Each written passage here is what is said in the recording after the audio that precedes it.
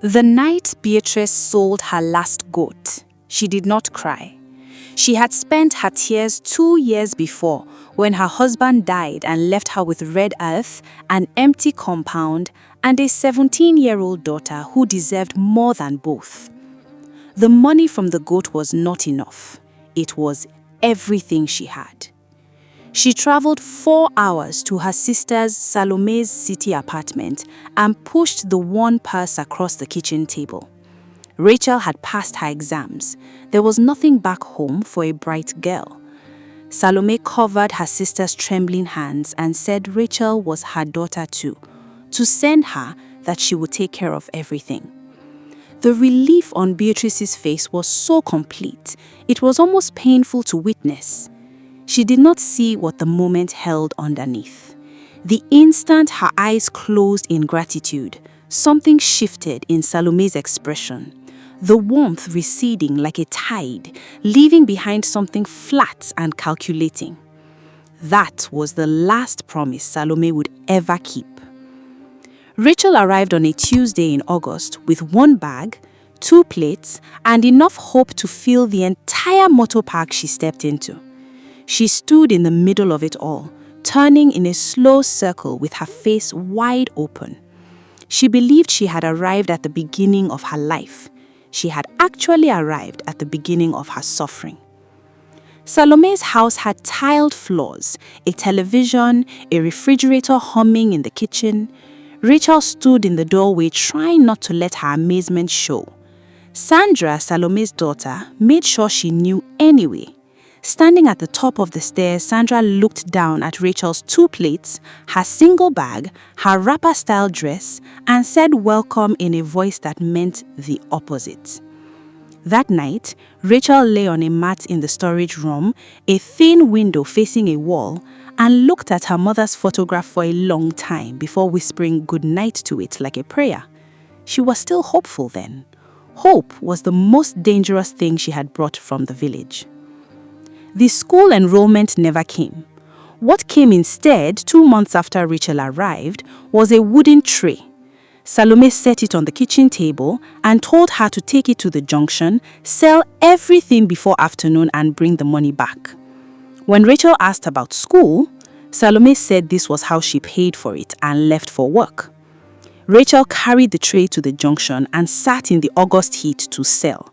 She was 17 years old with an examination result that qualified her for university, sitting on the ground selling chewing gum because her mother had trusted the wrong person. Across the street, a school bell rang and children in uniforms poured through a gate, laughing. Rachel watched them until they disappeared, then rearranged items that didn't need rearranging because she needed something to do with her hands. The first hairline crack appeared in the hope she had arrived with. The weeks became months. Rachel woke before everyone, cooked, cleaned, took her tray to the junction, returned with the money and handed it to Salome without counting it. Salome counted it carefully, always, extracting whatever was missing from Sandra's needs before any of it could be set aside for school fees that were never being saved. Sandra's life expanded in direct proportion to Rachel's contraction. New clothes, a new phone, extra lesson classes. Sandra went to school every morning with the casual exhaustion of someone for whom education was an inconvenience rather than a privilege. Every Sunday, Salome called Beatrice with a warm, unhurried report. Rachel was settling beautifully. The school was wonderful. She was happy, not to worry. 4 hours away, her mother would press the phone to her ear, close her eyes and exhale with the full relief of a woman who believed she had placed her most precious thing in trustworthy hands. 4 hours away, her daughter was on her knees scrubbing the kitchen floor. Rachel borrowed old textbooks from a neighbor's daughter and read them by phone light in the dark after everyone had slept. The textbooks were 3 years out of date. She read them anyway. A full year passed in this grinding rhythm. Then one evening, Sandra came home wearing a dress, fitted yellow fabric with small white flowers that cost exactly the amount gone missing from Rachel's tray allocation the previous month. Sandra walked through the sitting room doing a small turn and asking if it was too tight. Salome said it was perfect. Neither of them looked at Rachel standing in the kitchen doorway with a pot in her hands. That night, the hairline crack became something larger. Not bitterness, something more like clarity.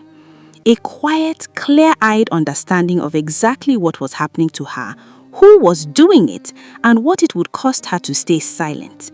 She was not ready to stop being silent yet, but she was getting there. The phone call happened on a Thursday.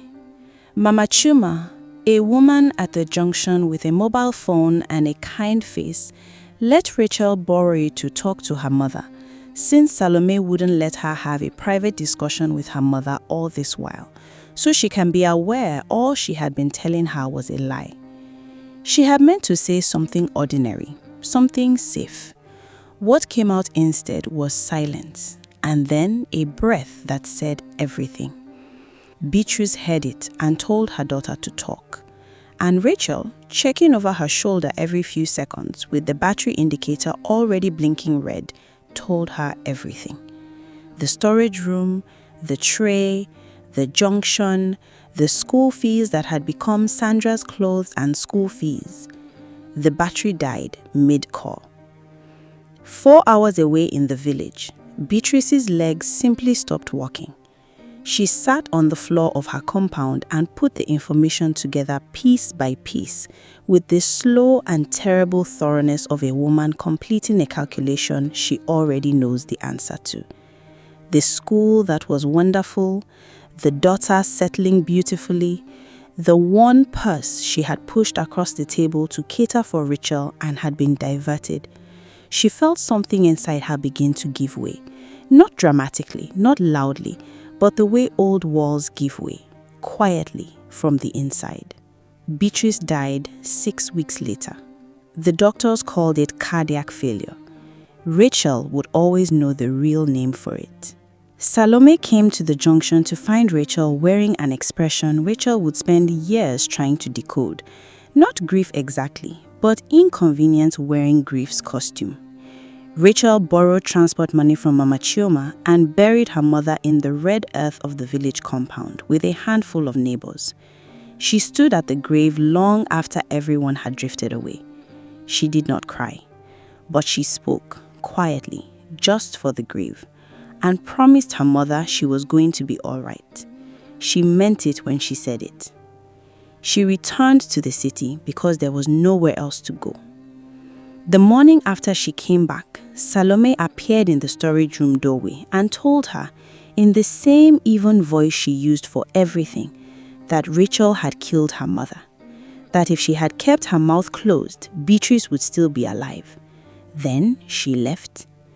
Rachel sat on the mat and did not move for a very long time. Then she stood, folded the mat with neat, precise movements, tucked her mother's photograph into her inner pocket, and picked up her tray. She went to the junction. She sold, because surviving was the only argument she had left. It was a Thursday when everything began to change. 2 boys running from a shouting man knocked Rachel's tray as they passed. When she straightened up, there was a phone on the ground at her feet, and beside it a half-unfolded brown envelope containing significant money, the kind that changes the mathematics of a life. Beside a badly parked car at the junction's edge stood a man she had never seen, late 20s, well-dressed in the way of someone whose quality lived in his bearing rather than his labels. He walked towards her and held out both items. He looked at the phone and envelope and back at her. When he asked if everything was there, she said she had not counted the money but had not taken anything from it either. He asked why. She looked at him steadily and said, because it was not hers. Then she turned to go. He watched her walk away with the expression of a man trying to solve a problem he did not know he had until 30 seconds ago. His name was Kelly. He ran a tailoring and fashion business his mother had started, and he had grown into something significant. He understood that the rarest thing in the city was not money or beauty or talent, but simple, uncomplicated integrity. He had just watched a girl who had nothing hand back everything she saw that could have changed her life to some extent. He drove away, but he came back the next Thursday and the one after that, watching from a distance, a girl who treated equal customers with equal patience, who read between customers with the focused concentration of someone for whom knowledge was a lifeline. On the fourth Thursday, he bought a sachet of water and asked about her book. She told him it was biology, 3 years out of date, but the body hadn't changed that much. He laughed. When he asked if she was a student, the question landed on her in a way he couldn't have anticipated. She looked back down at her book and said, "Not yet." He heard what was underneath that answer. Kelly offered her a place at his training center. Pattern cutting, tailoring, garment construction, a legitimate certificate at the end. When she asked why, he said because she handed back an envelope full of money without counting it, and the least the world owed her was an opportunity. She thought about it for exactly 1 day. Then she said yes. The training center was the first room in years that Rachel felt like herself. Not the junction version, not the storage room version, not the girl with the tree. Herself. She arrived early every morning and stayed late and asked questions without embarrassment because she had been hungry for knowledge for so long that the opportunity felt physically urgent. Her hands understood the work quickly, in the way hands do when they are finally being asked to do what they were made for. Sandra, who had initially spotted Kelly during a campus fashion show week when he came with his brand team and was looking for an opportunity to position herself into Kelly's social orbit through careful research, appearing at events she knew he would attend, and performing a closeness to him that would have surprised Rachel to hear. But Kelly was a man who watched things carefully, and what he was watching had nothing to do with Sandra. What Sandra had not accounted for was that opportunity does not hold its position when it has already chosen someone else. The borrowed money Sandra owed a social club came due. She had always lived beyond her means, a lifestyle she inherited from her mother that birthed greed. The confrontation happened in public. Sandra's temper, which lived very close to the surface of her polished exterior, produced things she should not have said. It escalated beyond what anyone present had anticipated. Sandra did not survive the night. Some bad boys came for her and killed her. The news reached the house quietly. Salome stood in the sitting room, making a sound that was not quite crying and not quite silent. Rachel heard it from the kitchen. She came to the doorway and understood immediately. She did not feel what she had expected to feel. No relief, no vindication, no cold satisfaction. Only the heavy, complicated sadness of waste. A girl her own age who had been taught the wrong things by the wrong person and followed those teachings to their logical and terrible conclusion. Rachel went to Salome. She sat beside her. She said nothing because there was nothing that needed to be said. She simply stayed because that was what Rachel did. After Sandra's funeral, the house became something different. Salome moved through it like a woman rearranging furniture in a room she no longer recognized. She began to do small things she would not have done before. Leaving food without being asked, not commenting when Rachel was slow, once asking Rachel if she needed anything. Rachel said she was fine, without anger, without performance, simply as the truth of the current moment. Salome looked like she wanted to say several things. She said none of them. When Kelly offered to help Rachel find proper accommodation, a room with a decent landlady at a rate she could pay back from her earnings, she sat with the offer for 3 days.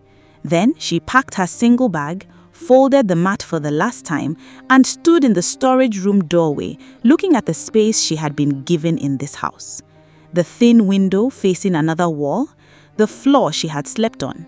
She felt no bitterness, only the clean, quiet feeling of a chapter closing. She found Salome in the sitting room and said she was leaving. Then she said thank you for the roof. She meant it, a complicated kind of gratitude for the minimum given rather than the maximum taken, but real. She left. In her new house, the room was small, but it was hers, a window facing something other than another wall. Rachel stood in the center on the first evening and turned in a slow circle, the way she had turned at the motor park the day she arrived. She was turning in the same direction, but everything else was different. She was not the girl who had arrived with undamaged hope. That girl had hope. This girl had something better. Evidence. Evidence that she could survive what had been done to her, that her hands could make things, that honesty practiced quietly and without announcement had eventually been seen by exactly the right person. She put her mother's photograph on the desk, facing the window, and quietly told her she had finally found the beginning. The tailoring work came slowly, at first, and then faster than she could comfortably manage, which was the best problem she had ever had. She made things that people returned for and talked about at events where the things were worn. Kelly watched her build this and was present in the way of someone who has chosen where he wants to be and is comfortable with the choosing.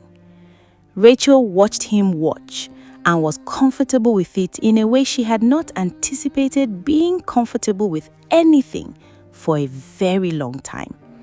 Neither of them rushed, but the direction was clear. It had been clear since the junction, since the envelope, since the 4 words that had started all of this, because it is not mine.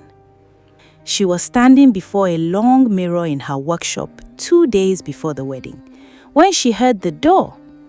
Salome was standing in the doorway. She had not been invited. She stood with her hands clasped in front of her, and something about her posture was different from every posture Rachel had ever seen her carry.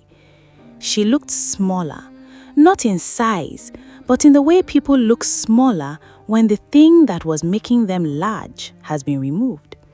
She looked at the dress, the workshop, the orders on the board, the fabric on the shelves, the photograph of Beatrice on the desk facing the window. She looked at all the evidence of the life Rachel had built in the space that had been cleared when everything was taken from her. And then her face did something it had never done in any room they had shared. It broke, quietly, from the inside, the way old walls break. Rachel set down the pin she was holding. She crossed the workshop and waited until Salome found her breath. Salome opened her mouth, and the words she had been carrying tried to come out, and none of them were adequate. She simply looked at Rachel with an expression that contained everything. Rachel said quietly that her mother used to say, "Family is family, no matter the pain." Salome closed her eyes. The real tears came, the kind stored too long. Rachel put her hand on her arm and said nothing else.